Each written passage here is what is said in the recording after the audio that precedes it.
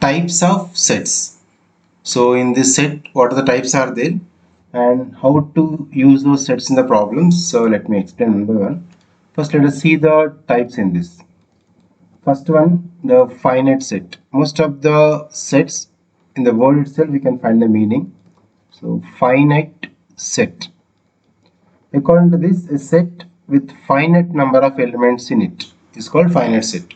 So some fixed number. So let's take a set A is having elements only 3, 4, 5, 6. That's all. So this is a finite set, not infinite. Infinite is the next one. And let's take set B is having elements 4, 5, 6, even so on till 1000. This also is a finite because the last number is 1000, some fixed number. Here is one more word, the cardinal number of set. Cardinal means the number of elements in the set n of A. Number of elements in set A is 1, 2, 3, 4. Right? So cardinal number. So n of B. How many elements in set B? Total 1000, 1, 2, 3 is missed. So 997. Right? This is the cardinal number of a set. And that's only for the finite set we can find out. And second one, the infinite set. Infinite. So it's exactly reverse of the finite, no, opposite of the finite. A set which is not finite is called an infinite set, which is not finite. That means let us take set A. So it's x belongs to whole number.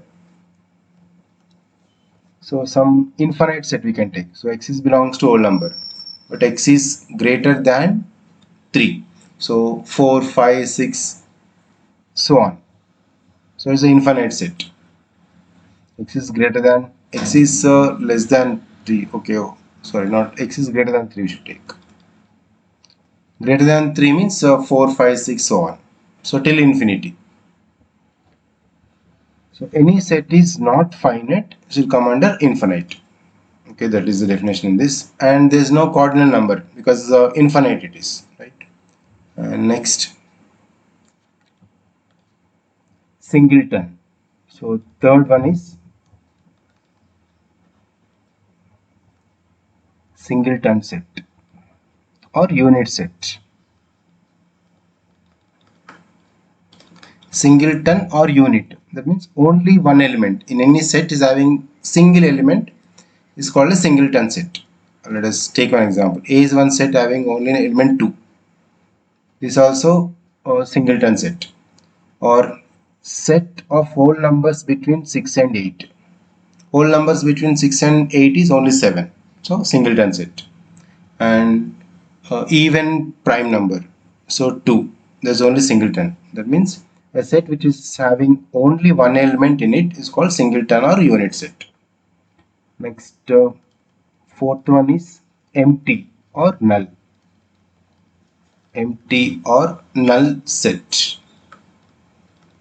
A set having no elements. Now set A is just only empty braces you can write. So set having no element at all in this. That means the set which has no element in it is called empty or null set.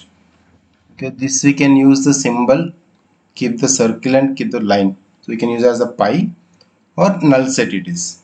Okay, and let us see one example also. X such that x belongs to natural number and x is less than 1. So this is the set B. This is also null set. X is natural number and x is less than 1. There is no any element. Okay, this is so on. These are the empty or null set. And next one, joint or overlapping set. Joint or overlapping. So when you come to this joint or overlapping set, the two sets are said to be joint or overlapping sets if they have at least one element in the common. So should take two examples in this, set A and set B. Let us take these two sets, set A and set B. So set A having 5, 7, 9. Set B is having 7, 11, 19.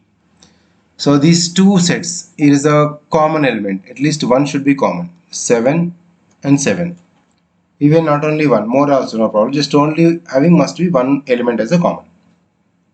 So they at least one element should be common in the both the sets. Then we can call them as joint or overlapping sets. And same way, joint to opposite is disjoint, right? So we can see the word and meaning of this. Disjoint. Disjoint set means if two sets having no common element. That is set A is 1, 2, 3, and let's take set B 4, 5, 6. So no common, no single element is the common.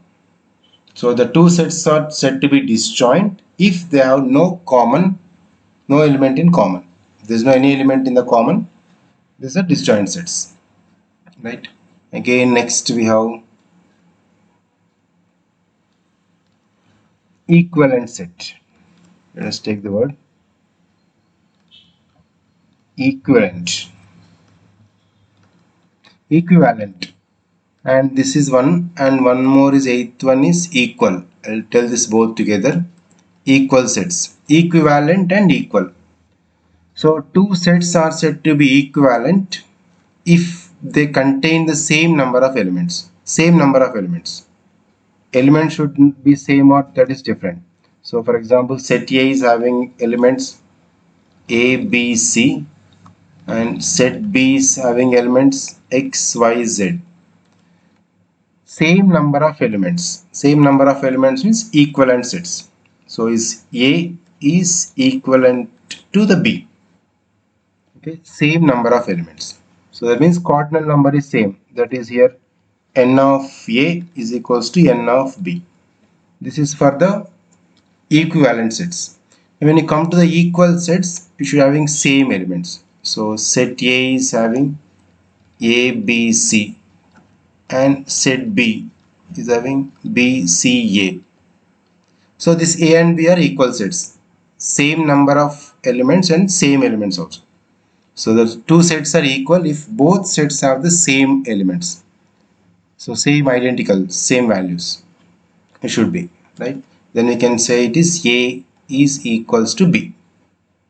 So number of elements and elements also must be same. There's equal sets. Only number of elements are same. There's a equivalent sets.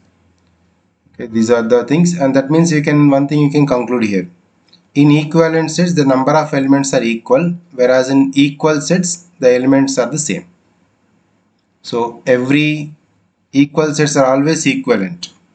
Okay, that means equal sets. These are always equivalent sets. But whereas equivalent sets not necessary to equal always. Right? Okay, so these are the types of sets. And next,